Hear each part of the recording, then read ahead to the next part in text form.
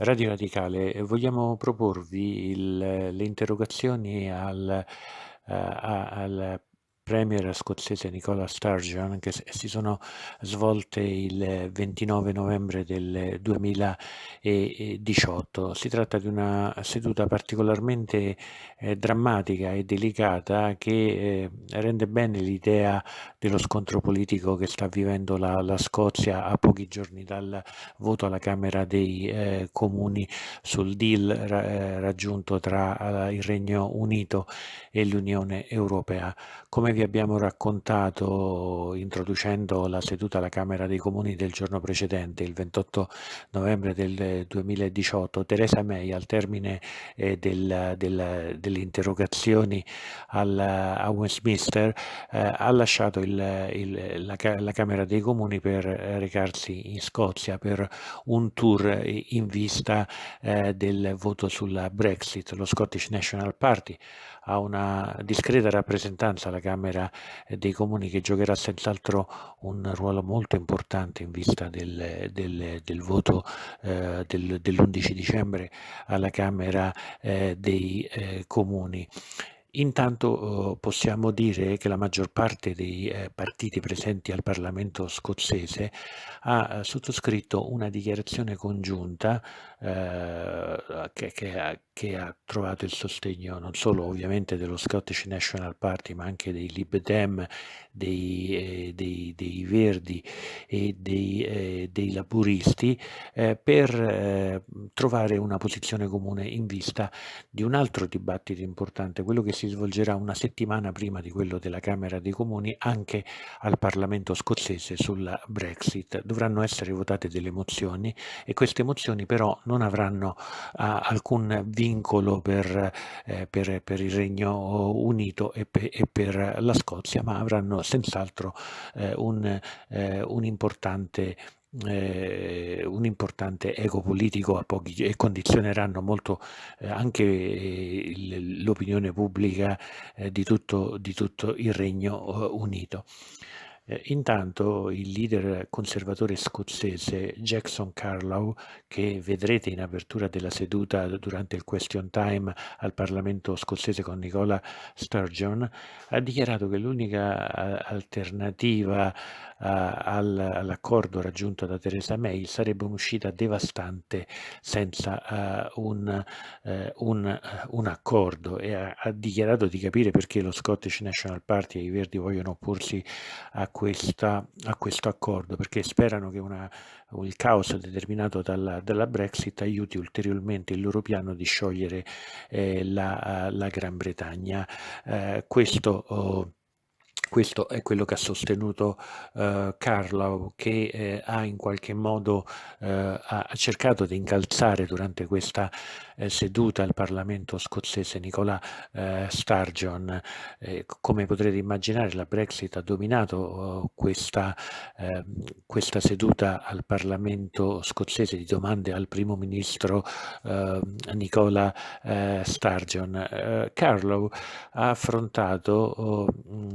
affrontato il tema della Brexit ponendo una questione molto importante per l'economia scozzese che è quella del settore della pesca e soprattutto che cosa comporterà un'uscita caotica dalla Brexit per il settore della pesca.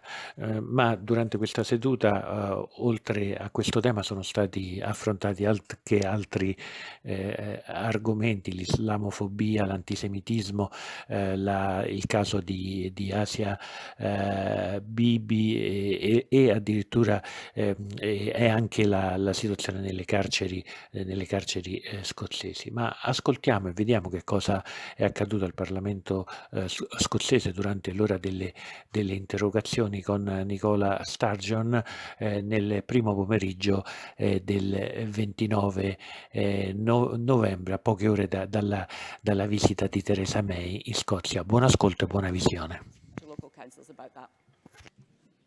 Thank you very much. And that concludes general questions. We turn now to First Minister's questions. Question number one from Jackson Carlow. Thank you, Presiding Officer. The power to assert our position as an independent coastal state with full, unfettered access across our waters?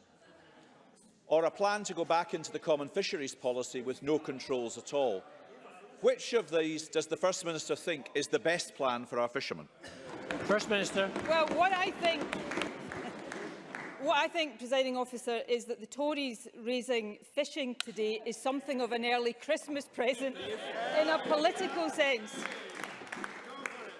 Now, Jackson Carlaw's attack on me on fishing appears to be because I continue to support membership of the European Union. The strange thing about that attack is that so does Jackson Carlaw. And so does Ruth Davidson. Here's Ruth Davidson on the 1st of October 2018, just a few short weeks ago. Well, like I say, I voted to remain. I fought for remain. If there was another vote tomorrow, I would still vote remain. So on that issue, there is no difference, it would appear, between myself and the Scottish Conservatives. Where there is a difference is that SNP MPs on the 11th of December will vote against the Tory deal that sells out Scottish fishermen. Because we know that Tory pledges on fishing are not worth the paper they're written on. Let's have a look at them. The Tories said there would be annual negotiations rather than an overall agreement. The political declaration, though, commits to an overall agreement.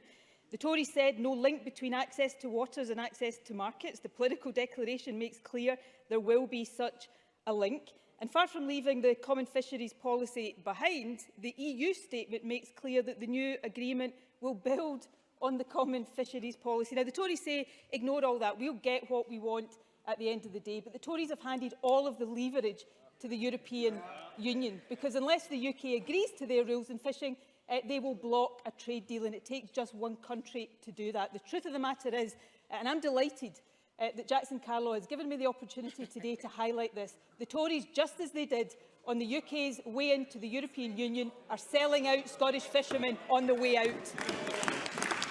Jackson Carlaw. What I actually gave the First Minister the opportunity to do was answer a question, but as is so often the case, it's clear that the First Minister reads out the answer to the question she would prefer was asked, rather than the question that is actually asked. Presiding Officer, the Scottish Fishermen's Federation has been absolutely clear. They say that under the Prime Minister's Brexit deal, the UK will be out of the CFP and that the UK will become an independent coastal state. More than this, they confirmed just yesterday in an email to every member of this chamber, their backing for the Prime Minister's withdrawal agreement and the political declaration. That's their position. Is the First Minister seriously trying to tell us that she knows more about fish than the Scottish Fishermen's Federation? First Minister. Well, Jackson Carlaw wants to trade quotes. I'm happy to indulge him. Here's the Scottish Creel Fishermen's Federation. Well, I can only talk personally, having had these years behind me, and I really wouldn't trust the Tories as far as I could throw them. Whenever it comes to fishing, it's always been a sacrificial lamb. So is Jackson Carlaw saying that he knows more about fishing than the Scottish Creel Fishermen's Federation? The fact of the matter is, I know the Tories are desperate to spare their own blushes on this, but they are rewriting history. See, the commitment was never just... They don't like this, but they're going to hear it. The commitment was never just about being an independent coastal state. That's the bare minimum. What the Tories promised was annual negotiations. Now we know there's going to be an overall agreement. They promised no link between access to waters and access to markets. The political declaration makes clear that there will be that link. And of course, the statement issued by the European Union makes it clear that they are going to demand an arrangement that builds upon the common fisheries policy. So I say to Jackson Carlaw again, and no amount of bluff and bluster from him today will take away from this fact. The Scottish Tories, yet again, have sold out Scottish fishermen. Shame on them. Jackson Carlaw. Shame on you, concludes the First Minister. You know, if shame was a currency, the First Minister's pockets would be bursting. In fact, if shame was a currency, she might even be able to fill the black hole in her independence financial plans as well. Because what the First Minister is actually saying is she does know better than the Scottish Fishermen's Federation. And the reason the First Minister won't back the Scottish Fishermen's Federation position is because she can't. She's trapped by her own policy in Europe. The plain fact is that for all their posturing and pompous outrage, the SNP's policy is to rejoin the EU, and therefore, because there is no way around this, to rejoin the Common Fisheries Policy. Here's what it says. Article 38.1 of the Treaty on the Functioning of the European Union says that being a member of the European Union, as she wishes an independent Scotland to be, means you have to sign up to the Common Fisheries Policy. There are no reviews, there is no reform. It's not a question of liking it, it's a question of lumping it. Isn't it simply deceiving people, First Minister, to pretend this is anything other than a fact? First Minister. I'm sorry, Jackson Carlaw really has to explain this a bit more simply to people, because he says that all of that flows from the fact that I want Scotland and indeed the UK to remain in the European Union. But again, I would say to him, so does he, or so he says. When Ruth Davidson says, if there was another vote tomorrow, I would still vote Remain, it seems to me that she wants Scotland still to be a member of the European Union. So if all of what Jackson Carlaw says flows from that, then it applies to Ruth Davidson as much as it applies to anybody else.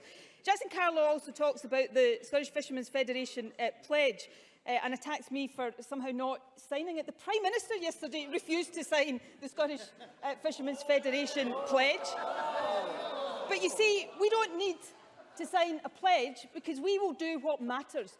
On the 11th of December, in that vote, on that deal that sells out Scottish fishermen, SNP MPs will vote against it. The question for Jackson Carlaw, are all these MPs that are going to sign that pledge, will they vote against that deal or not? Yes or no? Jackson Carlaw. The First Minister's advisers have given her a thick folder of answers to questions I haven't asked. I didn't mention any pledge to her. But since she asked, the Prime Minister did the deal that is going to deliver the pledge. So let's just sum up the SNP's position.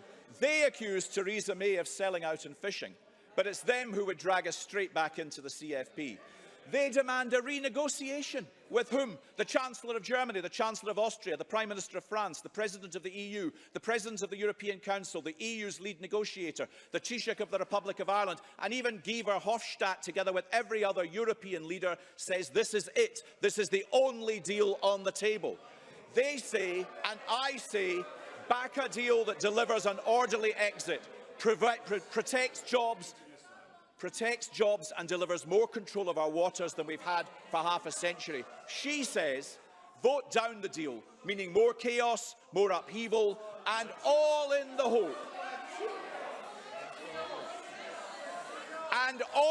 hope that it will deliver her obsession with a second independence referendum. That's not in Scotland's interests. That is not standing up for Scotland. First Minister. You know, there's something starting to become very clear at First Minister's questions, and that is the redder Jackson Carlaw's face gets. The more he points wildly across the chamber, the more trouble he is in. You know, he asked me to support a deal that is bad for Scotland and bad for the UK, when the Prime Minister right now can't even persuade her own party to back that deal. That is the reality. Well, the SNP will continue to do what the SNP always does. We will stand up. We will stand up for Scotland. This deal will take Scotland out of the European Union against our will. It will take us out of the single market against our economic interests. It will put us at a potential competitive disadvantage with Northern Ireland, and into the bargain, it will sell out Scottish fishermen. And all along, yes, I have to say to Jackson Carlaw, who talks about the SNP using Brexit to advance the case for independence. Well, let me say to him, Brexit does that all by itself. It doesn't need any help from the SNP. And of course, that line, that threadbare line, is just a device for the Tories, because the opposite is true. They're exploiting independence to avoid hard questions on Brexit. It will not wash. People see right through it, and increasingly, they're seeing right through Jackson Carlaw and all of his Tory cronies as well. Question number 2, Richard Leonard. Presiding Officer, this time last week, the First Minister stood up in this chamber and claimed that she had given a very fair settlement to local government. Today, the Accounts Commission reports that funding for councils was cut in real terms by £220 million in the last year. They also say that, and I quote, funding from the Scottish Government to local government decreased at a faster rate, 6.92%, than the Scottish Government revenue budget at 1.65%. That's taking Tory austerity and quadrupling it. First Minister, what's fair about that? First Minister. Well, the Accounts Commission report published this morning, as I'm sure Richard Leonard knows, is for financial year 2017-18. We're currently in financial year 2018-19, and in this financial year, the Finance Minister in the budget earlier this year delivered a real terms increase in local authority revenue budgets. That is ensuring that local government can protect frontline services, and of course he managed that against a backdrop of massive cuts to the Scottish Government budget imposed by the Tories at Westminster. Richard Leonard would have more credibility on these issues if he didn't continue to back a situation that allows Tory governments at Westminster to cut the budget of this Parliament. Richard Leonard. Well, let me go back to last week, because last week, at the same time as the First Minister was telling this chamber that councils get a fair deal, letters were being dispatched to parents across Falkirk from head teachers, warning them of unprecedented cuts, including cuts to support staff. Catherine Snedden of Bowness received one such letter. Her son Lewis is 10 years old. He has a learning disability and epilepsy. Yesterday, Catherine told me, year in, year out, we brace ourselves for cuts to his support network. Take that away from him and other children who need the ACN support packages, and our children decline in physical and mental health alongside their medical issues. First Minister, are you seriously saying to the Snedden family that this is fair? First Minister. Well, as Richard Leonard will be aware, or certainly should be aware, the leader of Falkirk Council has since issued a statement apologising for the misleading impression given by those letters and given assurances about education services in Falkirk. And I would hope that Richard Leonard would accept that and also indeed welcome that. In terms of education funding overall, he wanted to quote the Accounts Commission report at me earlier on. What he will read in that report, page 17 of it, and again, this is 2017-18, education expenditure increased by 3.2%, 1.5% in real terms. That was last year. In this year, local authorities have set education budgets that are 3.8% higher than the budgets they set in the previous year. That's a 2.3% real terms increase. And since the SNP came to office, total revenue spending on schools has risen by almost £500 million, which is over 10%. But just to go back to Falkirk briefly, and Richard Leonard might want to reflect on this point, one of the issues that Falkirk Council faces is the cost of Labour's schools' PFI schemes. Labour, Richard Leonard won't like to hear this, I know, but I think it's good that he does. In 1998, Labour signed a PFI deal for schools that had a capital value of £65 million, but the total cost to the taxpayer is going to be £314 million. That amounts to a cost to the taxpayer of £13.3 million a year. I think Labour should be apologising for that. Richard Leonard.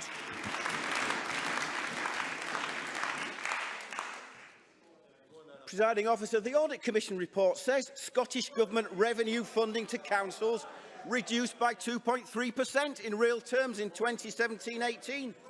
The financial outlook is for reductions in Scottish Government revenue funding to councils. And let's be clear about this, Falkirk is an SNP-run council. These council cuts are made by an SNP government in Edinburgh.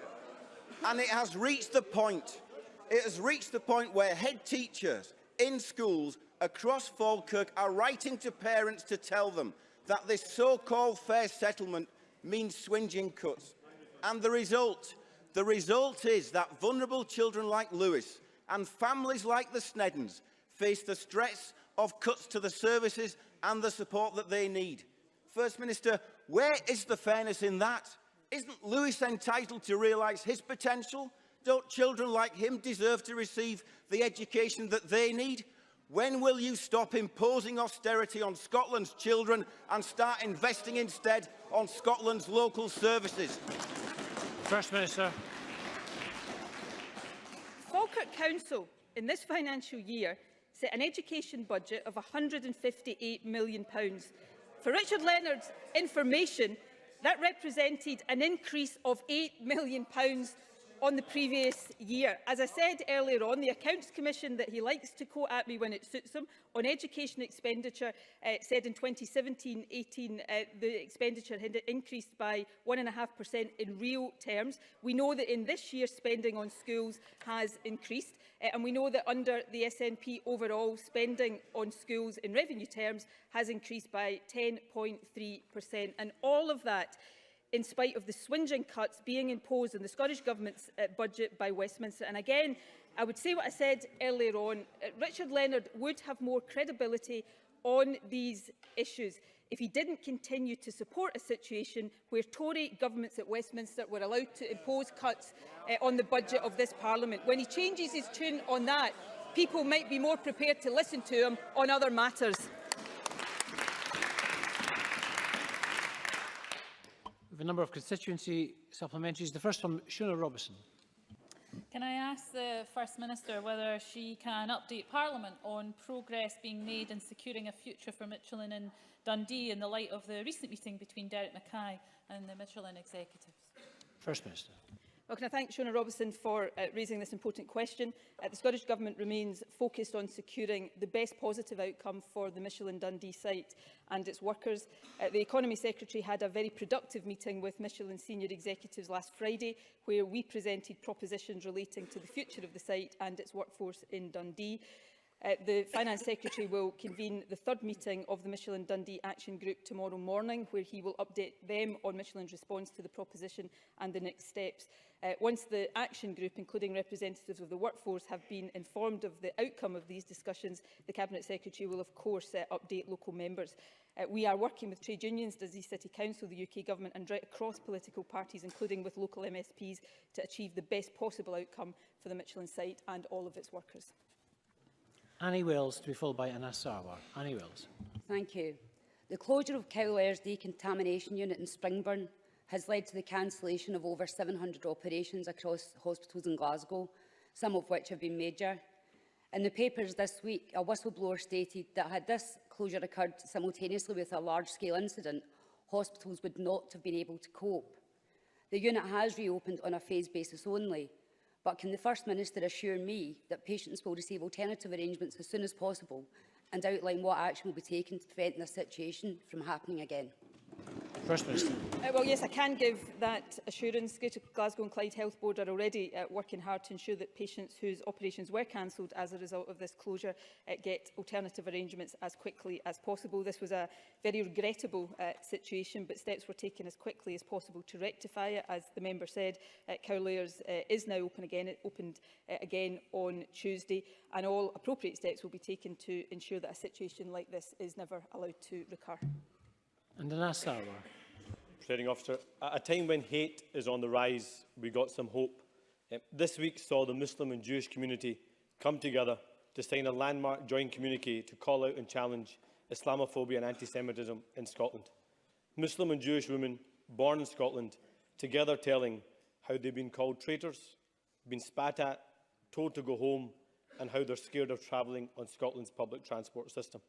And this in the same week that we saw the horrific video of the young Syrian boy being racially abused and assaulted at his school in Huddersfield. Silence is no longer an option in the face of such hate. So does the First Minister agree that we can't leave the fight against Islamophobia to the Muslim community, that we can't leave the fight against anti-Semitism to the Jewish community, and actually that we can't leave the fight against all forms of prejudice and hate to any individual community, and that it must be a fight for all of us? First Minister. Yes, I absolutely agree. I would congratulate the Muslim and Jewish communities for the actions they have taken this week, and I would say that the actions of our Muslim and Jewish communities in doing what they have done this week are a better representation of Scotland than those who indulge in hate crime. I absolutely agree there is no place for silence. None of us should be bystanders when it comes to tackling and calling out hate crime. There's an obligation on all of us, and I say very clearly but very strongly that an attack on any Muslim, any Jew, any member of any minority community should be seen as an attack on all of us, and we should have solidarity and stand shoulder to shoulder at all time. And I say that as First Minister, and I hope I'm joined in that sentiment by every single member of the Chamber.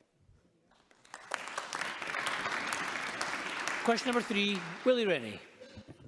I am concerned by the First Minister's plan to compromise with Theresa May. Cathy Newman from Channel 4 tweeted last night that the First Minister told her she'd back the Norway option if the Prime Minister put it on the table. But the Norway option takes us out of Europe. It gives us no say in Europe and will damage our economy. So can I plead with the First Minister not to wobble, to stand strong and oppose all and every kind of Brexit? First Minister. Well, sometimes I think Willie Rennie must have been asleep over the last 2 years when the rest of us have actually been battling on this issue. So let me set out for him again, and I'll try to do it in very simple terms, what my position is and what the position of the SNP and the Scottish Government is. Our preference, our strong overriding preference, is to stay members of the European Union. That's why, as I've said in this chamber to Willie Rennie previously, we will back a second vote to allow people to choose to stay in the European Union, and we very much hope that that proposition can command a majority in the House of Commons, and SNP MPs will be part of putting that majority together.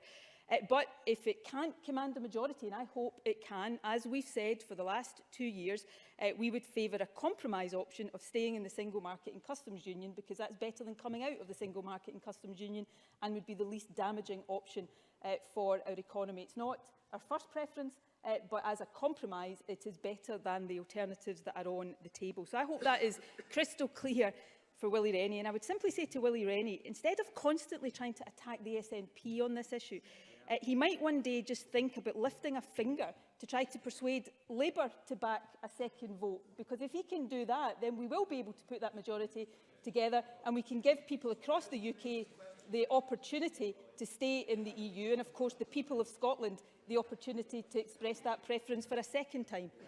Willie Rennie.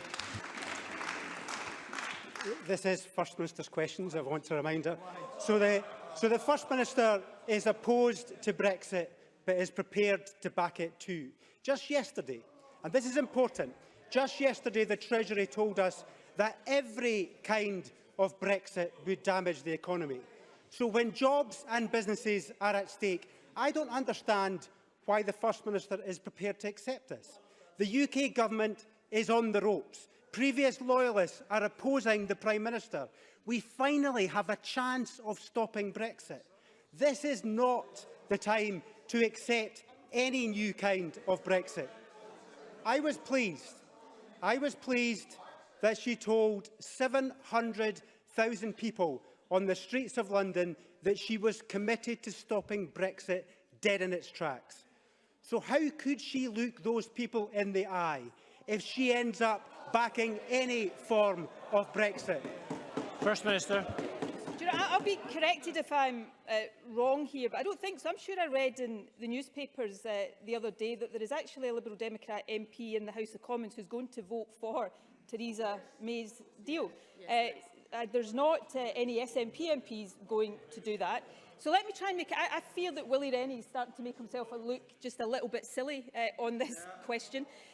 The SNP opposes Brexit. We want Scotland and the UK to remain in the EU. We will back a second vote to give people across the UK the opportunity to choose to stay in the EU. But if we can't persuade, or Willie Rennie can't persuade Labour to come behind that, and that simply cannot command a majority, I hope it can, But if it cannot, not for the want of trying on the part of the SNP or even on the part of Willie Rennie, then it would be irresponsible not to look at the next best compromise that protected jobs and the economy. So that is the position of the Scottish Government. It's the position of the SNP. The other thing that Willie Rennie never manages to explain, of course, is that how can he justify seeing Scotland taken out of the European Union against our will? Because if there is a second vote and we get the same result all over again, which of course we hope wouldn't happen, the fact of the matter is Scotland would be no better off. So the real question is, will Willie Rennie stand up in that second vote? If Scotland votes again to remain, will Willie Rennie back all options, including independence, to make sure that Scotland can remain in the EU?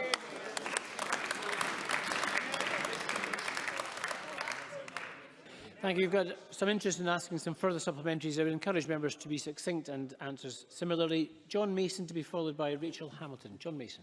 Thank you for that. The First Minister may be aware that yesterday was Red Wednesday, when many churches were thinking of Christians who are suffering for their faith around the world.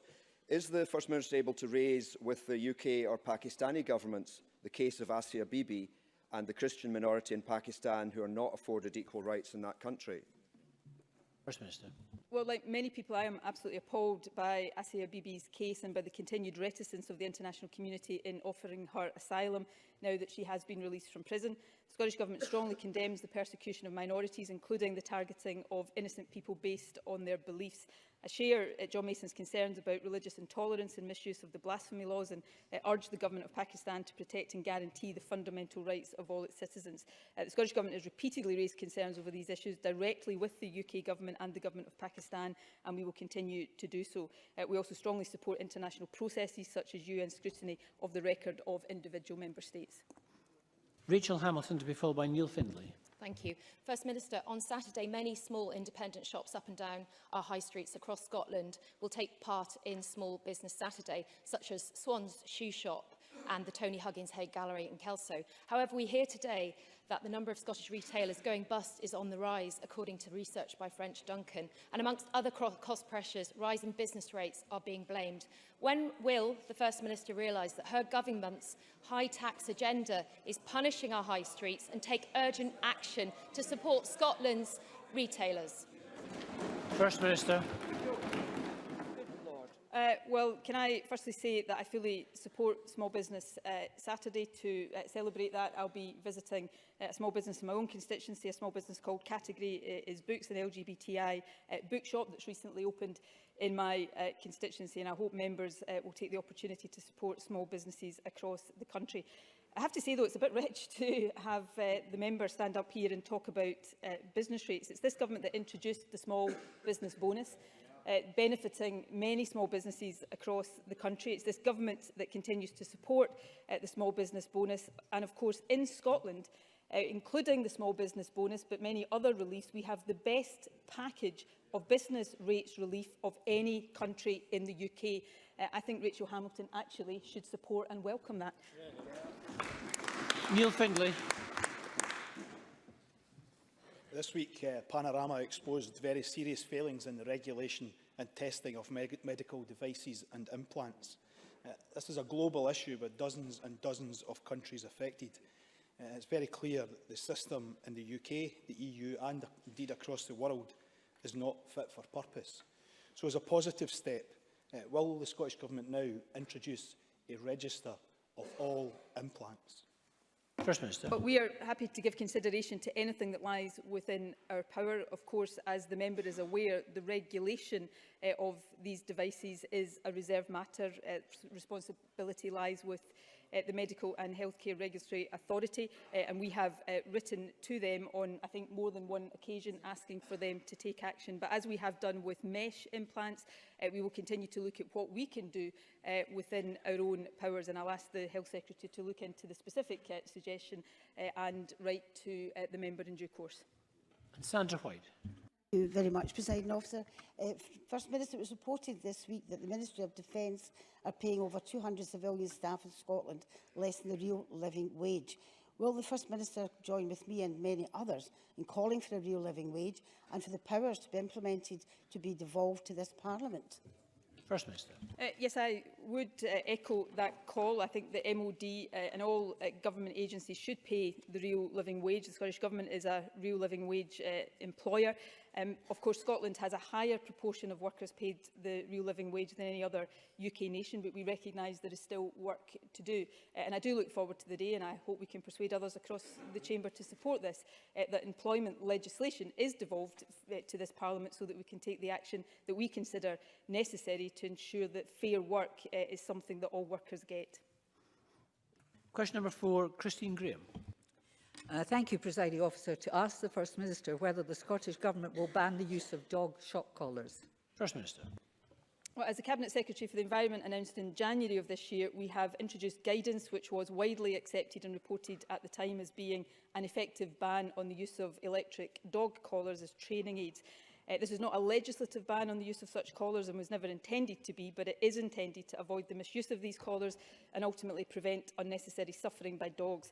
I appreciate that some members think we should go further. Equally, I understand that some people think we've already gone too far, but the Cabinet Secretary committed to issuing the guidance, and that is what we have done. She also committed, however, to review the effectiveness of the guidance after 12 months and consider if any further action is required, and that is exactly what we will do. Christine Graham. Thank you, First Minister, for answer. Unfortunately, what the Cabinet Secretary said in January, and I quote, "I have decided to take steps to effectively and promptly ban their use in Scotland." Of course, that's not what happened. As the First Minister said, guidance was issued. However, many animal welfare organisations now, such as the Dogs Trust, Kennel Club, SSPC and people like myself, want a straightforward ban, as there is in Wales. With no ban, can the First Minister tell me how effective is that guidance? And can the First Minister advise if there has been any reduction in usage? First Minister. Well, can I thank Christine Graham for her question? During the Parliament's debate on this matter back in January, and indeed during discussions with stakeholders on the wording, it was clearly recognised that the guidance would be advisory. The Kennel Club said at the time, and I'm quoting, that it welcomes the Scottish Government's effective ban on shock training devices, and that, quote, strict guidance has been published which provides advice on training methods and training aids for dogs. The guidance was only recently published on the 15th of October, so it is too soon to comment meaningfully on the effect of it. As I said earlier, we've committed to reviewing its impact after 12 months. We will do this in light of the practical experience of Scottish enforcement bodies and any new legislation in other administrations, and we will then consider whether any improvements need to be made to the approach that we have taken. Question number 5, Liam Kerr. Presiding Officer, to ask the First Minister what the Scottish Government's position is on reforming the rules regarding the temporary release and parole of prisoners. First Minister. As we committed to in this year's programme for government, we will consult on measures to improve the openness and transparency of the parole system and how we can strengthen the voice of victims and their families in this process. The consultation will be published before the end of this year, and we will take action informed by the responses we receive. We also committed to ensure that victims and their families receive better information and greater support ahead of prison release arrangements, and these issues will be considered by the new Victims Task Force, which will hold its first meeting on the 12th of December.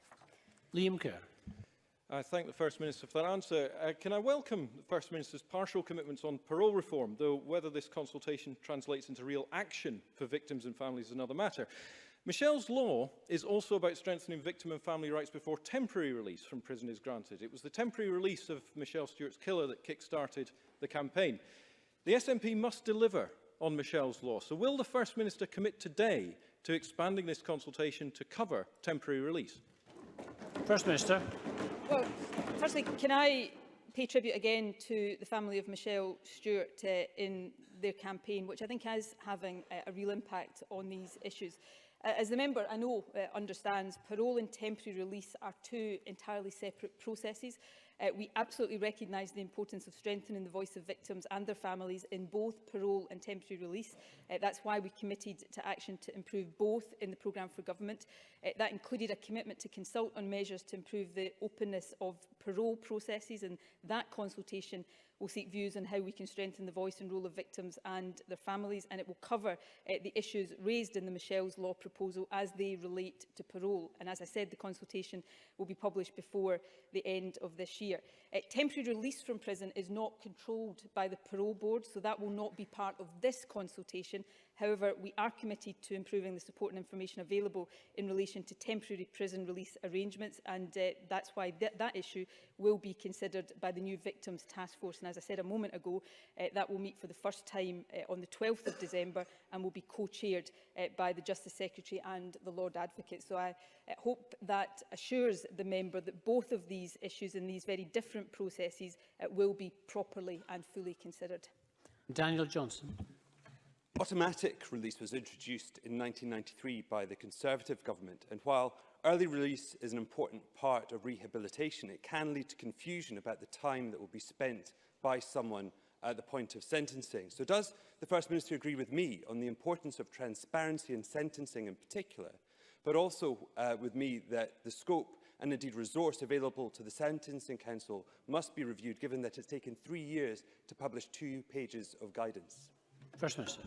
Well, can I thank Daniel Johnson for raising that question? Of course, as I know he also knows, early release is not the same as temporary release, but all of these issues will be looked at fully by the Victims Task Force, and it's because all of these issues will be included that the Lord Advocate is co-chairing that group. So I know there are a number of concerns around how these processes operate at the moment. They are all in place for good reasons, many of them to do with the rehabilitation of prisoners back into society, but it is also vital that there is appropriate and proper protection for the public and that the voice of victims and of victims' families is heard. So both on the consultation on parole arrangements, but also in the wider consideration of these issues by the Victims Task Force, the issue being raised by Daniel Johnson will receive proper consideration. Thank you. Question 6, Colin Smith. To ask the First Minister what the Scottish Government's response is to reports that ScotRail has failed to fully deliver 29 franchise obligations. First Minister. Well, Colin Smith refers to committed obligations. What he doesn't mention is that of the 272 obligations in total, ScotRail has already delivered 128, with a further 115 on track for delivery by their due date. Of the remaining obligations, 14 are overdue, and we expect most of those to be achieved in 2019. 15 are categorised as having a challenging delivery date. Transport Scotland is working closely with ScotRail to ensure delivery of all committed obligations, which will deliver passenger benefits across the network. With a programme of this scale, it is normal for some delivery outcomes to change, but the focus when managing such changes is always the best interest of the passenger. Colin Smith. Well, it's disappointing the First Minister seems so dismissive of the fact ScotRail are not delivering important obligations.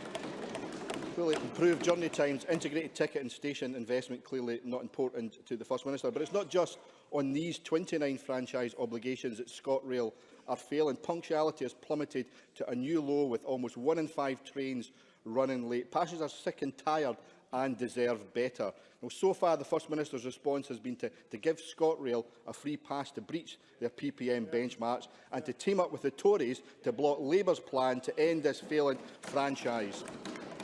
Now, can the First Minister tell us how bad does it have to get before she takes meaningful action? If the First Minister won't end this failing franchise, can she answer this straightforward question? Does the First Minister honestly believe that ScotRail will hit its 92.5% PPM target, yes or no? And if it's yes, when? First Minister. Well, can I say to the member, I wasn't dismissive. I gave him the full facts on the question he was asking. I think probably some of those facts were inconvenient for the question that he wanted to follow up with, but that's not really my worry. On the 29 obligations, as I said, 14 listed as overdue. We expect most of these to be achieved in 2019. Of the 15 obligations where the delivery date is considered challenging, most have the potential to be achieved in the first part of 2019. In terms of wider issues with delays that he talks about, of course, we deeply regret any inconvenience to passengers. I think around half, sometimes more than half of all delays on the ScotRail network, of course, are the responsibility of Network Rail. As I've said many times in the past, Network Rail is not the responsibility of this Parliament. I look forward to getting the support of Labour members to make it the responsibility of this Parliament. But on that issue, I'm sure Colin Smith is aware that just this morning the Office of Road and Rail took formal action against Network Rail to deliver improved performance, and it also confirmed that ScotRail's performance in 2018-19 has been impacted by severe weather. So that lies behind many of the delays we've seen. We are working with ScotRail to improve performance so that the PPM target is met. Lastly, on the issue of the franchise, of course, it's this government that for the first time, having won the powers that when Labour was in government at Westminster, they refused to give this Parliament. It was this government that took action to ensure that there can be a public sector bid for the next franchise. But, you know, if Colin Smith wants us to go further, then again I invite Labour to join with us and to support a call for the full devolution of powers over rail, so that full nationalisation actually could be an option, because right now it's not, because Labour continues to block these powers coming to the Scottish Parliament. Jamie Green. Thank you, Presiding Officer. The First Minister thinks that Network Rail are the fault of the majority of delays. What does the First Minister say to passengers that were on the Waverley to Helensburgh service on Monday that were left stuck at Uphall Station when their train decoupled, leaving 3 carriages behind, stranded at the station? Does the First Minister know why this incident happened? And can she assure the travelling public that nobody in Scotland will be left behind on Scotland's railways? First Minister. Well, the particular incident that the member raises, as I understand it, is currently being investigated by the ORR, and that is the appropriate action to take. It's not me claiming that half of the delays are down to Network Rail. It's a fact that half of the delays are down to Network Rail. And maybe if all of the members and all of the parties across the chamber could come together and actually demand the devolution of Network Rail, then we could have full and integrated responsibility and be able to do even more to improve performance on our railways. So I would be delighted to have the support of the Tories and of Labour to make that move. Ross Greer. Thank you. The latest ScotRail performance statistics show that on the Mulgai line, 3 in 4 trains are late or cancelled. Does the First Minister believe that ScotRail are fulfilling their obligations to passengers on a line where they can't get 3 out of every 4 trains reliably? First Minister. The Donovan review, which I'm sure the member is aware of, is looking at particular specific actions to deal with issues on that line. But of course, no, I don't think that's acceptable for passengers. That performance level is not acceptable, which is why we are working with ScotRail, and it's why we set stringent expectations of ScotRail to take the action that improves performance and improves the passenger experience. Thank you very much. And that concludes First Minister's questions. We're going to move to members' business. Oh, point of order from Boris Curry. Point of order, please. Last Thursday, in First Minister's questions, an SNP member in this chamber caused unnecessary concern over nuclear safety events at Faslane in respect to our UK submarine fleet by using political spin on the actual facts, producing an inaccurate Order, please. Let's hear the member. Presiding Officer, this causes alarm for our armed forces servicemen and women serving in the UK submarine fleet and keeping the UK safe as the fleet moves in total to Faslane. We hope their families will join them to live in Scotland, and we must support our UK submarine fleet crews and families and not make inaccurate statements in this chamber. Thank you very much. Thank you very much, Mr Corrie. The point Mr Corrie makes is actually very similar to the one that I think Ms Bailey made last week, which is it's a political point responding to another political opinion, which all members are allowed to express, but it's not a point of order. Thank you very much. We're going to move to members' business in the name of Tom Arthur on St Andrew's Day 2018, and we'll just have a short suspension while the gallery clears and the members and ministers change seats. A short suspension.